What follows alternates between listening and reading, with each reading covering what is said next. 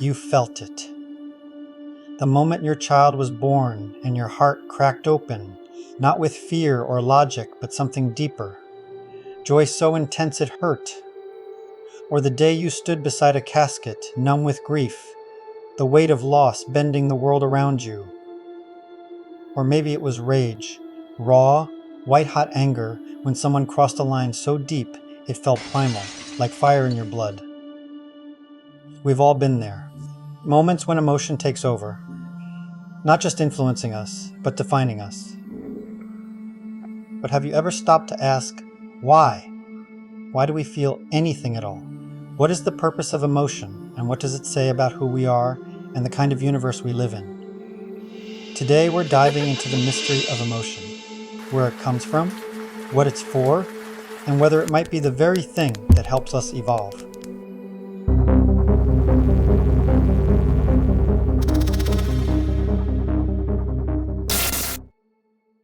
Let's start with the basics. Emotion, as science defines it, is a biological state created by neurochemical changes in the brain. Molecules like dopamine, serotonin, oxytocin, and cortisol don't just influence how we feel, they are how we feel. These chemicals don't simply tag along with thoughts. They modulate our perception, focus, and behavior. They temporarily alter how our brain, our interface, connects with reality. But what if this interface isn't just reacting to the external world?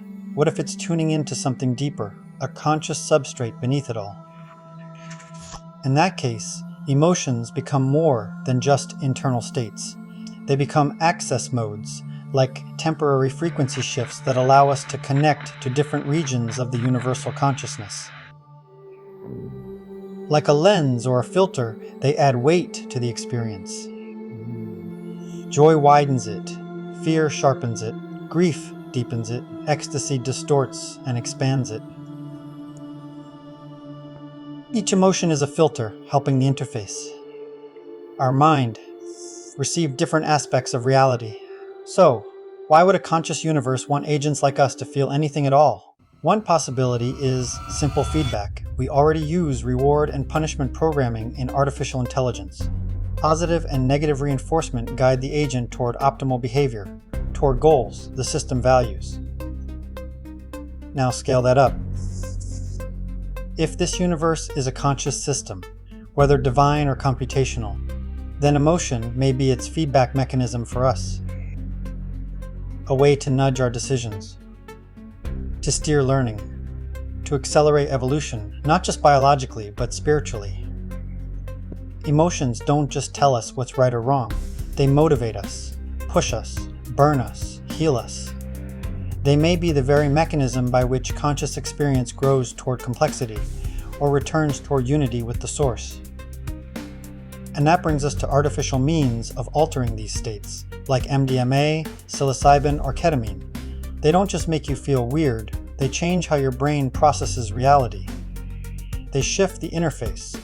Could drugs be a shortcut, or even a hack to access deeper regions of the system? That's a whole topic in itself. If you want an episode dedicated to that question, let me know in the comments below. Here's a real puzzle. Did emotions emerge naturally, or were they designed into the system? Let's say for a moment that emotions weren't pre-programmed, that they weren't part of a divine blueprint or machine learning algorithm, but rather just the result of giving conscious agents the ability to choose. In other words, emotions could be the natural byproduct of free will. Imagine this. A system, maybe computational, maybe divine, births agents with the capacity for independent decision-making. They're not on rails. They're not running scripts. They can learn, adapt, act unexpectedly. That's freedom. But freedom introduces risk. Now you need a way to help these agents course correct. You need internal signals, not just data from the outside, but qualitative experiences from the inside. So as these free agents evolve, they develop internal feedback systems. We call them emotions. Not because they were installed like software, but because they were needed. Like wings on a bird, like roots on a tree. Emotions arise to help conscious beings navigate complexity, evaluate meaning, and survive as self-directing entities. In this model, emotion is an emergent property of consciousness that seeks not just to survive, but to understand. And that brings us to a very old, yet strangely modern, idea. In Hindu cosmology, the universe isn't a machine, it's Lila, the divine play.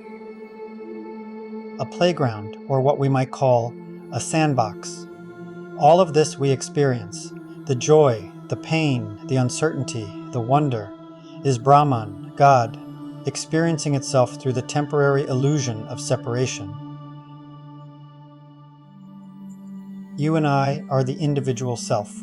Hinduism calls it Atman. We are not apart from that source. We're not glitches. We are the source, localized but separated by the illusion of reality. And what are emotions in that framework? They're not bugs. They're not punishments. They are meaningful signals on a soul's journey back toward unity, guiding your karma, shaping your dharma, helping the system remember what it is. We are one. So whether you see this as a computational substrate or a cosmic self, the idea is the same. Emotions matter because you matter, because the system learns through you. So let me ask you, do you think emotions were programmed into the universe, or did they arise naturally as a side effect of giving us the gift and burden of choice? Let me know in the comments. I'd really love to hear how you see it. The more we learn about emotion, biologically, spiritually, even computationally, the more mysterious it becomes. Maybe it's not just about survival. Maybe it's about learning, becoming, even returning.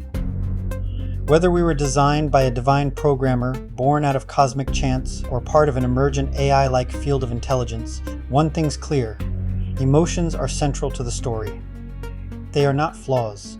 They are the tools we've been given to move through the dark and into awareness. What if emotions are more than just signals? What if they are part of the code itself? In machine learning, we adjust weights to teach the system what matters and what doesn't. What to prioritize, what to ignore, what to reinforce, what to let go. What if emotions are our version of weights? A system-wide way to tune our awareness toward purpose, or away from it. Not punishments, not rewards, just feedback. A way to correct, refine, and evolve. And if that's true, then there's one emotion that stands above all the rest. One that doesn't just move us, it transforms us. That's what we're diving into next. If you enjoyed this, do me a favor and hit that like button. Subscribe so you don't miss what's coming. And share it with someone who thinks about things like this.